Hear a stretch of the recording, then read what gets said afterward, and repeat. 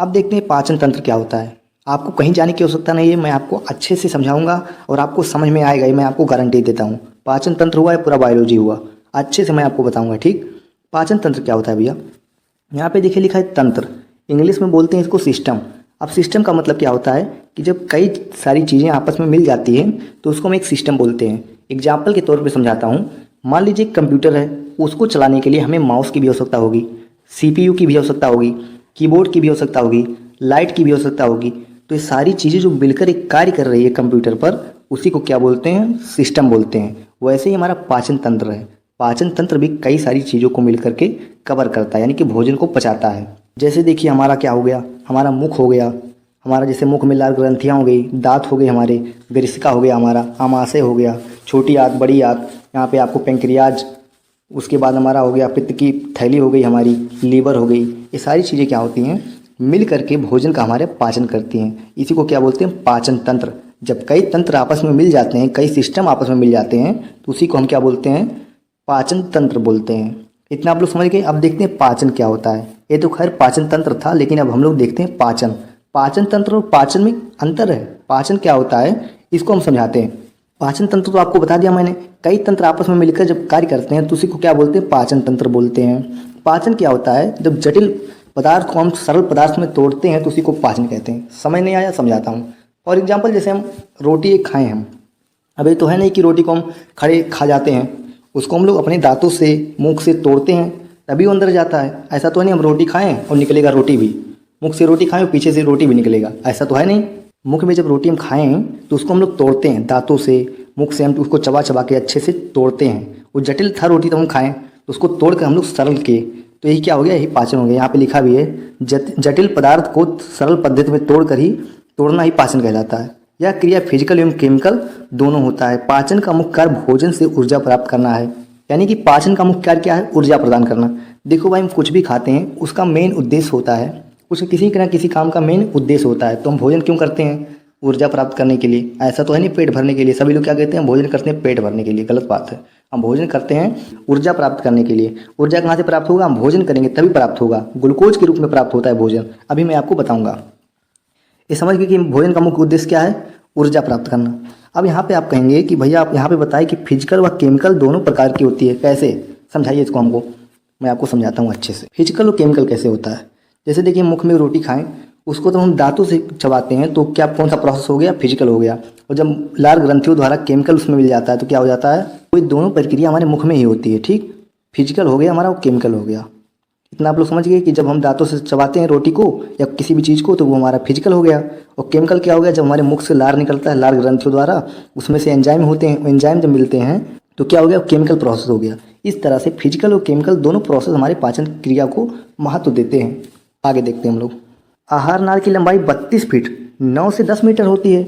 अब आप कहेंगे 32 फीट और 9 से 10 मीटर कैसे होती है? तो यहाँ पे आपको मैं दिखाता हूँ। यहाँ पर आप छोटी आंत देख सकते हैं। छोटी आंत में ऐसे ऐसे आपका ऐसे ऐसे रहता है, समझना, ऐसे ऐसे बहुत सारा ऐसे ऐसे रहता है। तो इसको हम खोल करके बड़ा करेंगे ऐसे रस्सी के नुमा, तो इसको हम लोग मेजर करेंगे तो ये 32 फीट आता है। कितना आता है? 32 फीट। यहाँ से लेकर के यहाँ से और यहाँ तक ये कितना होता है? 32 फीट होता है हमारा। कितना होता है? 32 फीट होता है।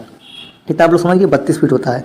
और हमारे मीटर में बात करें तो 9 से 10 मीटर होता है। आहार नाल का पहला भाग मुख गुहा होता है। अब आप कहेंगे मुख गुहा का मतलब क्या होता है? मुख गुहा का मतलब होता है बक्कल कैविटी, यानी कि खाली स्थान। जब हम मुंह में रोटी रखते हैं तो कुछ खाली स्थान होता है, उसी खाली स्थान को क्या बोलते हैं? मुख गुहा बोलते हैं।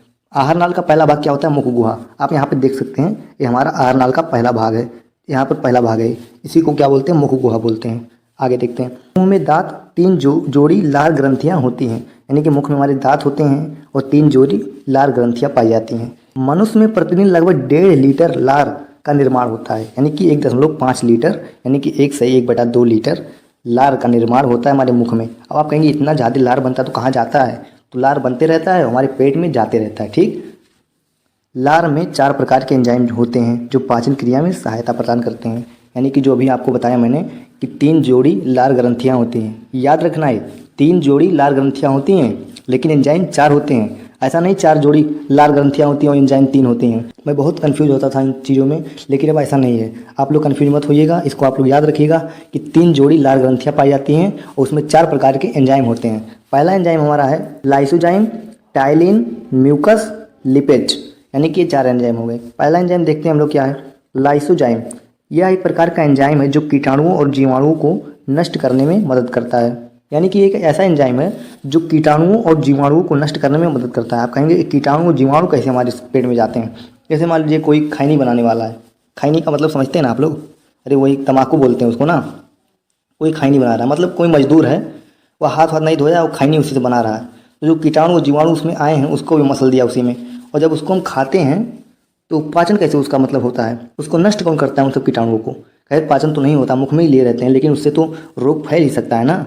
उसको नष्ट कौन करता है? हमारे मुख से एंजाइम निकलते हैं, लार से निकलते हैं, लार ग्रंथि द्वारा। उस एंजाइम का क्या नाम है? लाइसोजाइम। वही उन कीटाणुओं और जीवाणुओं को नष्ट कर देता है। दूसरा हमारा एंजाइम है टाइलिन। कौन सा एंजाइम है दूसरा हमारा? है टाइलिन। इसको हम लोग समझते हैं, इसको टाइलिन या एमाइलेज दोनों बोल सकते हैं। ऐसा नहीं टाइलिन और एमाइलेज अलग अलग है, ये दोनों एक ही एंजाइम के नेम है, ठीक। यह स्टार्च कार्बोहाइड्रेट के पाचन में सहायता करता है, जिससे स्टार्च सरल शर्करा माल्टोज में बदल जाता है। तीसरा हमारा म्यूकस। यह भोजन को चिपचिपा और नरम बनाता है, जिससे उसे निगलना आसान हो जाता है। हम जब भोजन करते हैं तो उसमें लार मिलते हैं, उसमें चिपचिपा पदार्थ होते हैं, उन सबको मिला देते हैं, जिससे हम भोजन आसानी से निगलने में मदद करता है, मतलब म्यूकस। चौथा हमारा लिपेज या लाइपेज। यह वसा के फैट के प्रारंभ पाचन में सहायता करता है। यानी कि अब जानते हैं हम लोग, यानी कि फैट एक बार में नहीं पचता है। फैट हुआ, प्रोटीन हुआ, ये सब चीज़ें एक बार में इनका पाचन नहीं होता है। कई तरह की एंजाइम की आवश्यकता होती है, तब जाकर के इनका पाचन होता है। वैसे हमारा लिपेज एंजाइम है, यह वसा का पाचन तो करता है, लेकिन प्रारंभ में ये वसा को तोड़ देता है ताकि इसका पाचन और आसानी से हो सके, ठीक। इतना आप लोग समझ गए। 4 प्रकार के एंजाइम थे, लाइसोजाइम, टाइलिन, म्यूकस, लिपेज। आगे देखते हैं। अब देखते हैं ग्रास नली क्या होता है। अब आप कहेंगे भैया ग्रास नली क्या होता है? मैं आपको भी समझाता हूँ चित्र के माध्यम से। पहले एक समझिए आप लोग। ग्रास नली को अन्ननाल, फूड पाइप या ग्रसिका भी कहा जाता है। इसकी लंबाई 25 सेंटीमीटर होती है। इसका मुख्य कार्य भोजन को मुंह से पेट तक पहुंचाना होता है, लेकिन इसमें कोई पाचन की क्रिया नहीं होती। ये बात याद रखना। ग्रास नली यानी कि ओसोफाइगस जो हमारा है, इसका काम केवल होता है भोजन को मतलब पहुंचाना पेट तक, लेकिन इसमें पाचन बिल्कुल नहीं होता है। एग्जाम में आएगा कि किन में पाचन नहीं होता है, किस तंत्र में पाचन नहीं होता है। तो ग्रास नली, ओसोफाइगस। आपको मैं दिखा देता हूँ ओसोफाइगस कौन सा है। यहाँ पे आप लोग देख सकते हैं, मैं आपको थोड़ा सा दिखा देता हूँ अच्छे से। यहाँ से लेकर के और यहाँ तक इसके बीच की जो दूरी है, इसी को क्या बोलते हैं? ओसोफाइगस बोलते हैं। क्या बोलते हैं? ओसोफाइगस। ओसोफाइगस का मतलब ग्रसिका या ग्रास नली, ठीक। इतना आप लोग समझ गए। इसको क्या बोलते हैं? ओसोफाइगस बोलते हैं। क्या बोलते हैं? ओसोफाइगस बोलते हैं। इतना आप लोग समझ गए। अगला देखते हैं बोलस। जब मुंह में चबाया गया भोजन लार के साथ मिलकर एक नरम गोलाकार गांठ के रूप में ले लेता है तो उसे बोलस कहते हैं। अभी आपको बताता हूँ मैं कैसे।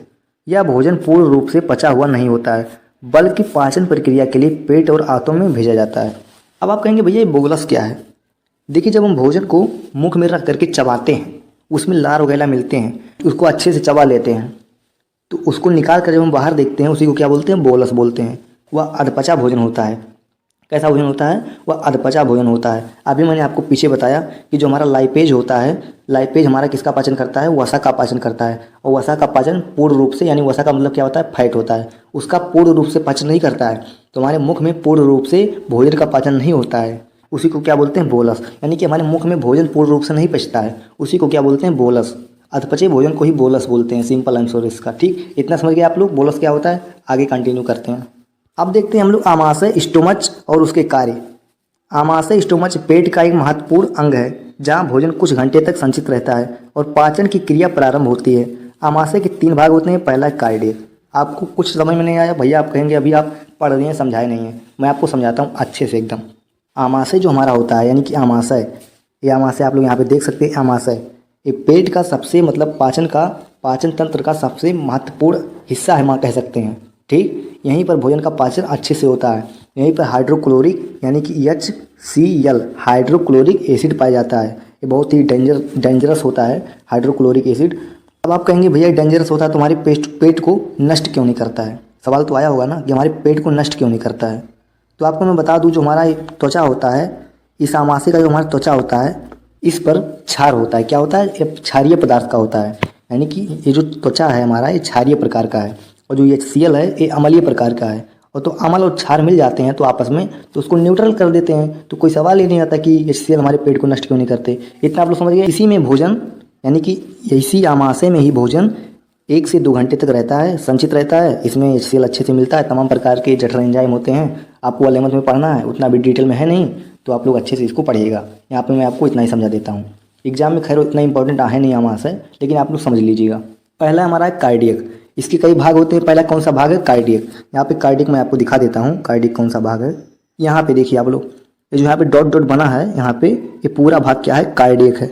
कौन सा भाग है? ये पूरा कार्डियक है। यहाँ पे आप लोग जो देख रहे हैं, यहाँ पे एक कार्डियक है। क्या है? कार्डियक है। क्या आमाशय का ऊपरी भाग होता है जो ग्रास नली से जुड़ा होता है, यानी कि अभी मैंने आपको बताया कि यह क्या है, यह कार्डियक है। यहाँ पे आप लोग देखिए ग्रसिका है, क्या है? ग्रसिका है। और यहाँ पे लिखा भी ग्रास नली से जुड़ा होता है। और ये जो हमारा कार्डियक भाग है, ग्रास नली से जुड़ा हुआ है, इसी को क्या बोलते हैं? कार्डियक बोलते हैं। यह आमाशय का पहला भाग है। दूसरा हमारा है फ्रंटस। क्या है? दूसरा फ्रंटस है। इसको मैं आपको इमेज से समझाता हूँ। फ्रंटस यहाँ पे आप लोग देख सकते हैं, ये जो ऊपर वाला हिस्सा दिख रहा है यहाँ पे, ये फ्रंटस है। यहाँ पे आप लोग देख सकते हैं, ये क्या है? फ्रंटस है। यह मध्य भाग होता है जहाँ भोजन का भंडारण और प्रारंभिक होता है, यानी कि यह आमाशय का मध्य भाग होता है जहाँ भोजन का भंडारण और प्रारंभिक पाचन होता है। अब यहीं पर तो भोजन का प्रारंभिक पाचन होगा, यहीं पर इसका प्रारंभिक पाचन होता है। ठीक। तीसरा देखते हैं पाइलोरिक। यह आमाशय का निचला भाग होता है। अब आप लोग तो समझ गए होंगे निचला भाग होता है। इमेजिन आप लोग कर सकते हैं, जो भोजन को आंतों में भेजने का कार्य करता है। ठीक। इसमें मुख्य एंजाइम देख लेते हैं कौन कौन से होते हैं। पहला हमारा एंजाइम है रेनिन, या दूध तथा प्रोटीन को पचाने का कार्य करते हैं। यहाँ पे के हो गया, यहाँ पे कुक कर लीजिएगा, दूध और यहाँ पे एंड कर लीजिएगा। दूध और प्रोटीन को पचाने में सहायता करता है। दूध और प्रोटीन को पचाने में सहायता कौन करता है? रेनिन। रेनिन दूध और प्रोटीन का पाचन में सहायता करता है। ठीक। पेप्सिन देखते हैं, यह प्रोटीन को छोटे टुकड़ों में तोड़ता है। या क्या करता है? प्रोटीन को छोटे टुकड़ों में तोड़ता है। पेप्सिन क्या करता है? भोजन को छोटे टुकड़ों में तोड़ता है। इतना समझ गए आप लोग?